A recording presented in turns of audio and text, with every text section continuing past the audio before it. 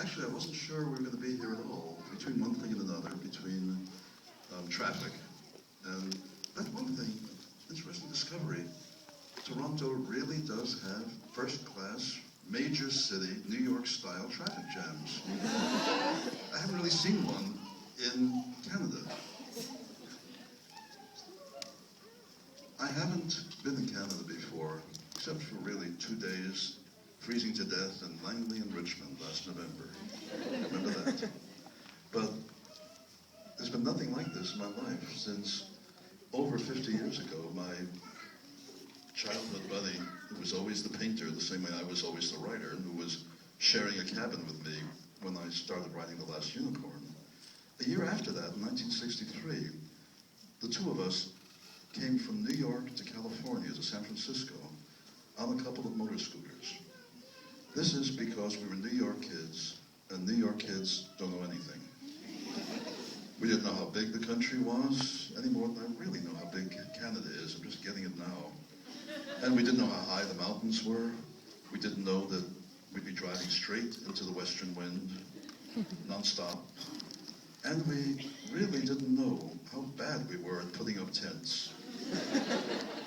I don't think we ever made it through a night without a tent with a patch of oil on it falling down on us.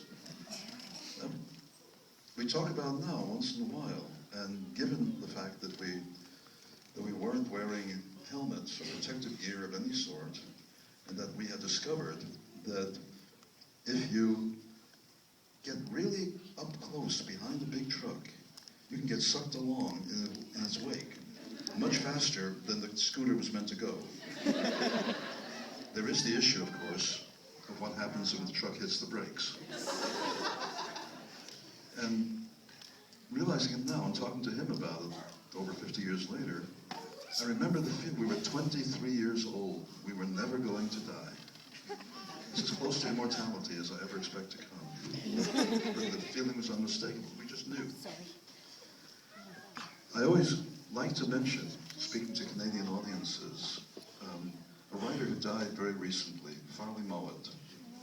He was my Canadian writer, and there was a thing in the paper. I was looking through on the internet for articles or essays or just mentions of Farley Mowat. And he talked about being out with an editor friend, I believe it was an editor, one evening, and getting seriously drunk and reeling back to where they were supposed to be. And the editor put an arm around him and told him, Farley, you really need a persona. You're a little guy, you're no bigger than a minute, you really need a big beard. And you should wear a kilt. I mean, a kilt stands out. But you can invent Farley Mowat, and it'll be your ticket. You'll always have your picture taken. People will always want to interview any guy with a big beard and a kilt. They won't even notice how small you are. And Mowat said, I took him at his word.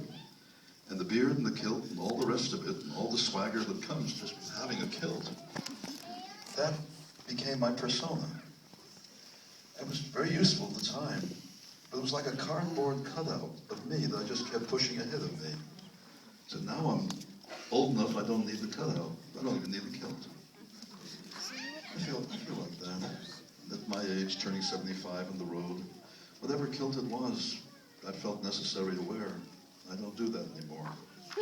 So at this point, if you want to ask me anything about what I do, about the way I work, about The Last Unicorn, about books that aren't The Last Unicorn, I'm just likely to tell you the truth, because what the hell? But I urge you, please, start asking questions, because if you don't, that one over there will. And I ask stupid questions. Terrible things happen when you ask questions. You don't want to know. So who's got a follow-up? We'll start with you. Hi. I wanted to know, writers often write themselves into their works a lot. And in this particular, in the book, The Last Unicorn, which character do you feel is yourself the most? The fact is that I can't draw a character that isn't in some way, usually a very small way, me. There's more of me and Haggard than you might think. The nearest thing to an autobiographical sketch certainly is The Butterfly. That butterfly is as good a sketch as you'll get of the inside of my head when I was 23. Now it's just more expansive, but it's the same butterfly. And the character who means the most to me is undoubtedly Molly Grew. Because I don't know where I got her. I honestly think I was too young to know. I was still in my 20s. I don't know how I could have known anything about Molly's life. And there are scenes in there with her and the unicorn, things she says, that I have to figure she said on her own, because I wouldn't have known to. So I'm very grateful for her. Now, I'm like subtitles, so one of my jobs is to toss in stuff when he's fibbing. He actually has put himself in a story once. Oh, well, it took twice to come to that. Then tell him. Answer the question. Well, apart from, I see by my outfit, there's actually two stories, really. There's a story about an out-of-place dragon, a dragon who was never meant to be in the 21st century. He happens to be dropped out of an early version of The Last Unicorn. And when I went back to Unicorn, I figured I could have a unicorn or a dragon, not both. So he went, but I'd drawn him strongly enough in this one scene that he can't get back to where he's supposed to be in the fairy tale. So he's stranded in Oakland, California, really annoyed, and with one thing on his mind when he finally plops down at an intersection, and there becomes the worry of a young cop who really wants to be a hostage negotiator. The dragon's looking for me.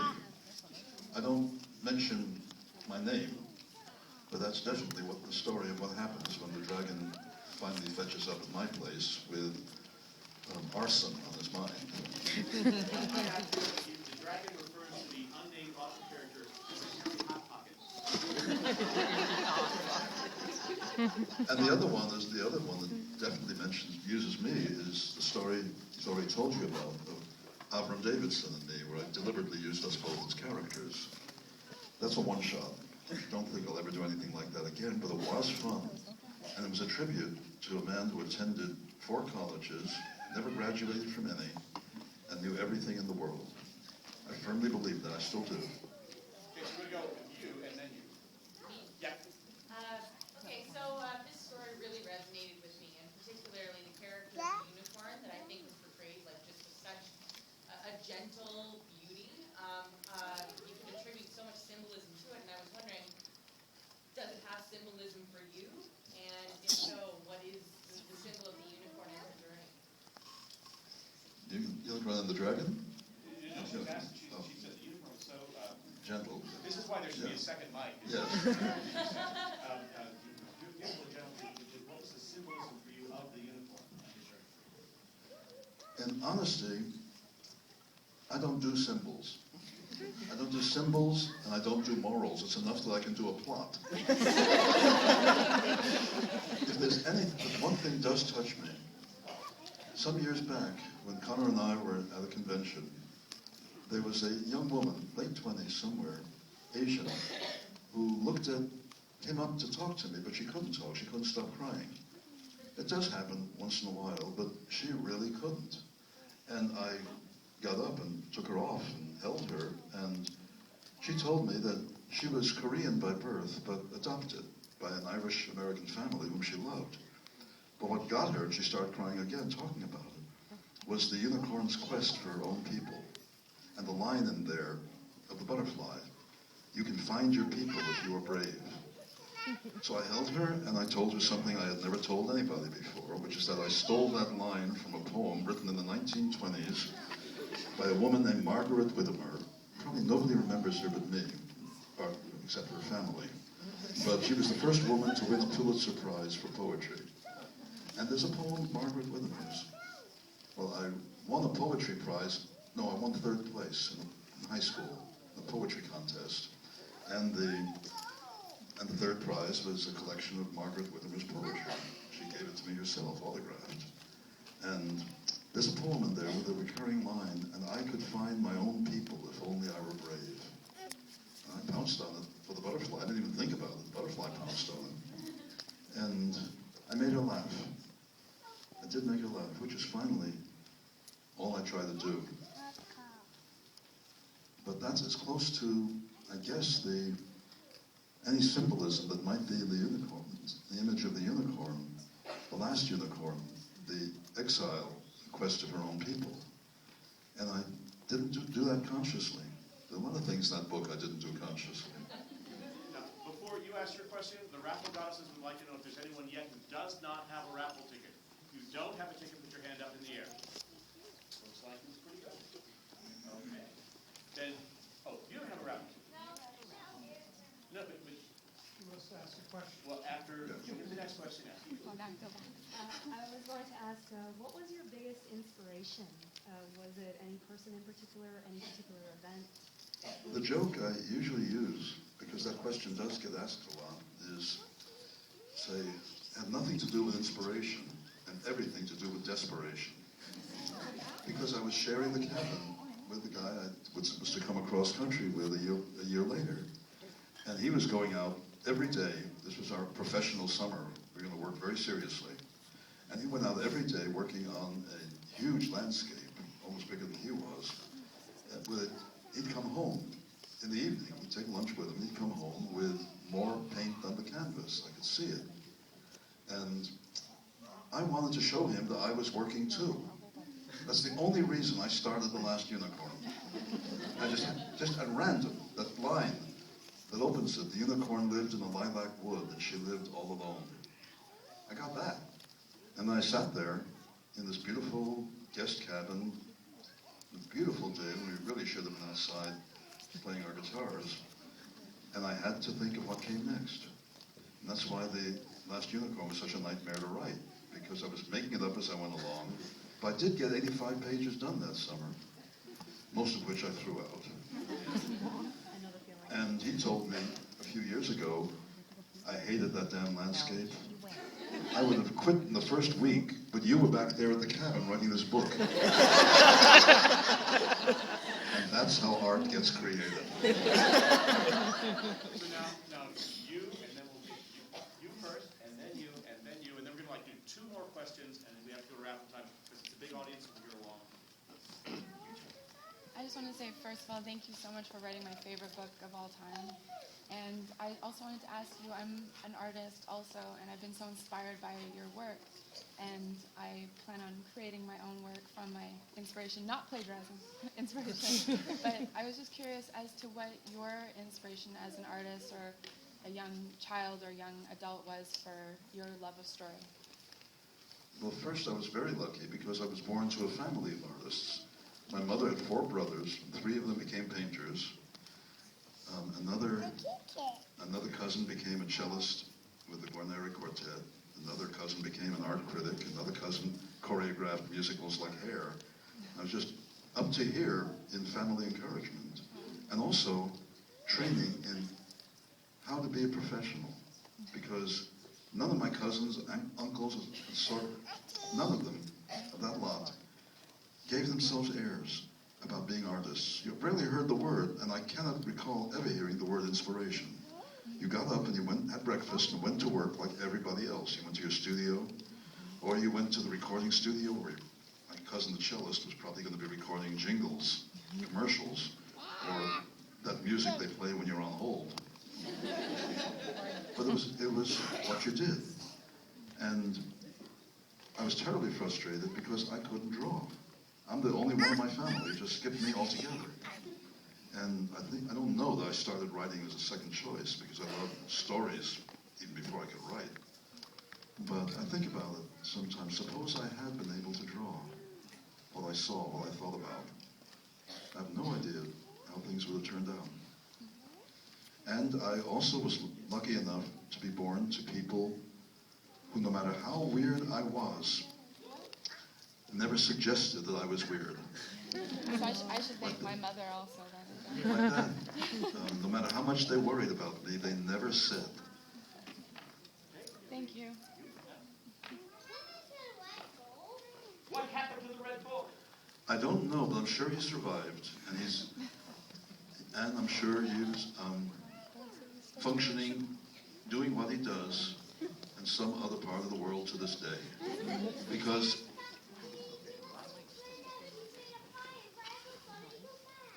the Red Bull has its own appeal as a character. I've known a lot of people who were frightened as children, terrified by the Red Bull, but they kept coming back to see those scenes, to see him again. I always think of the Red Bull as just fear in the shape that happens to be a bull, just the kind of blind terror that makes people do terrible things. That's really all I know. That and the fact that he came out of a painting. A cousin I loved married a Spanish painter who needed, she was 18, I was 17, he was in his early 20s, and he needed work to put food on the table, so he got a job working to put a fashion show together.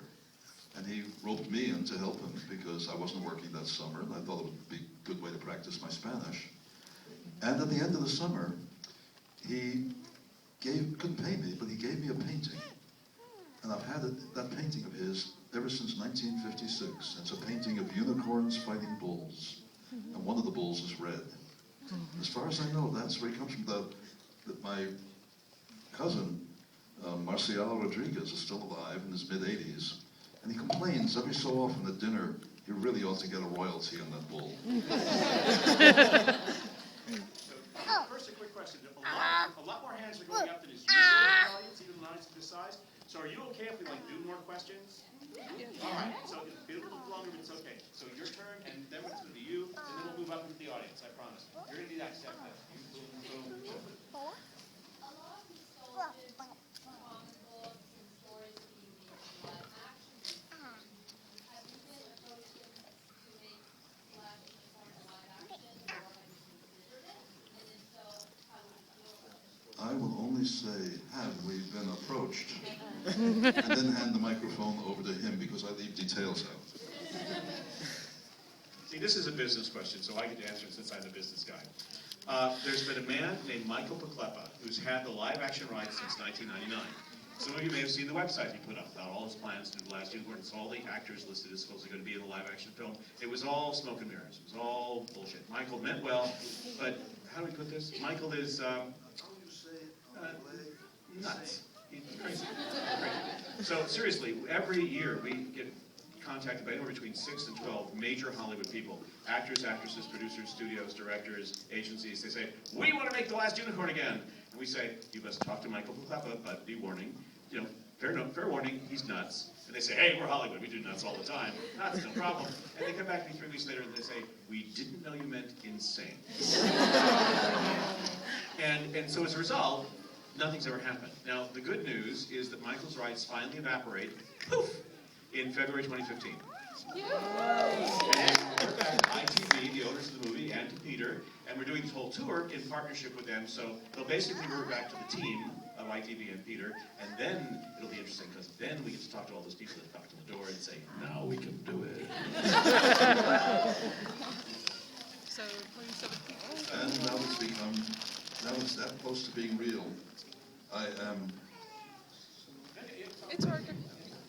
I am being extraordinarily careful to look both ways when I cross streets. And I also go by the dietary advice of an old master sergeant I used to know, who was sent all over the world by the army, and who always told me, if you can't identify it, don't eat it. So your turn, then you, and then we'll bounce up there, I promise.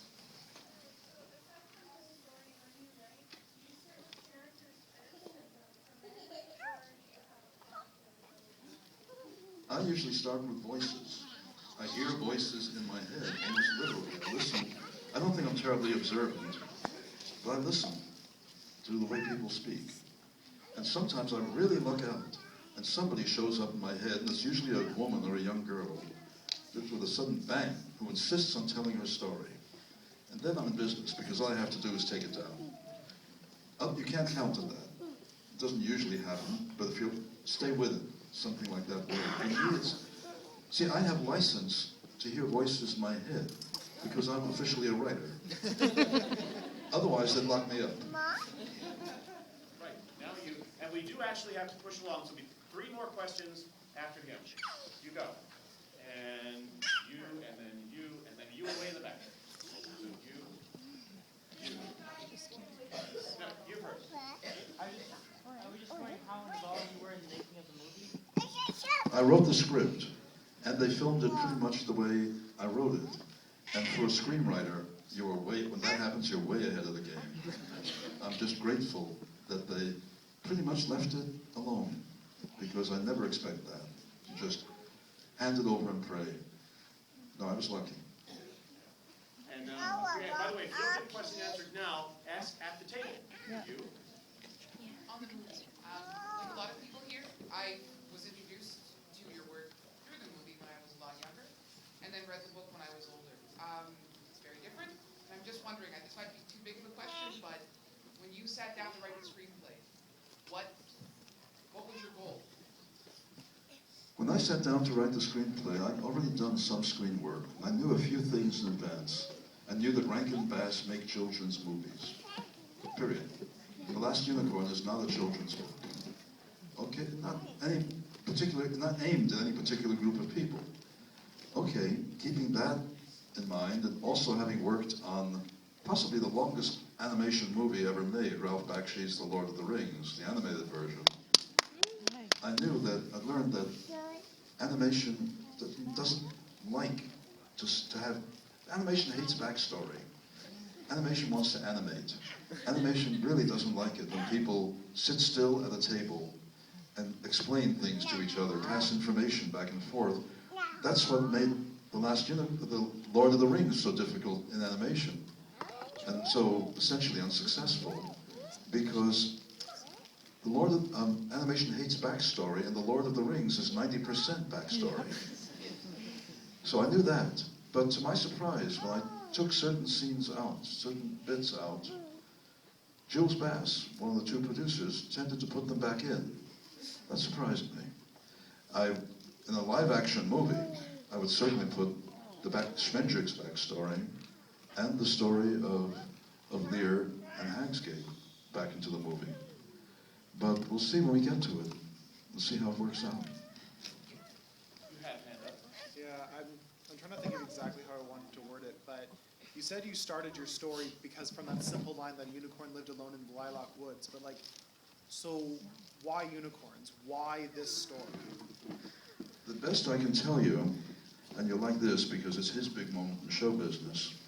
I'm him, 4 years old.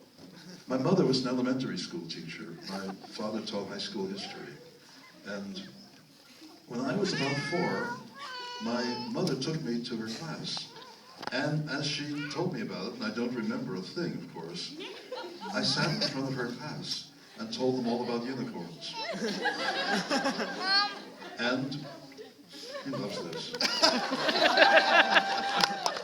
And when it was time to leave, I got up and told them, goodbye, I'll come again sometime and tell you more about unicorns. So I've obviously been hooked early on. But the earliest memory I have is of reading a book when I was about 6 or 7 called The Colt from Moon Mountain by Dorothy Lathrop. And it's about a little girl on a farm in 19th century Kansas and Nebraska who begins seeing a wild colt in the woods. She can't get terribly close to it, but she sees it. And without having a word for it, she knows it's something she's never seen before. The Colt from Moon Mountain. If any one book could be considered the ancestor of my fascination with unicorns, it would start there.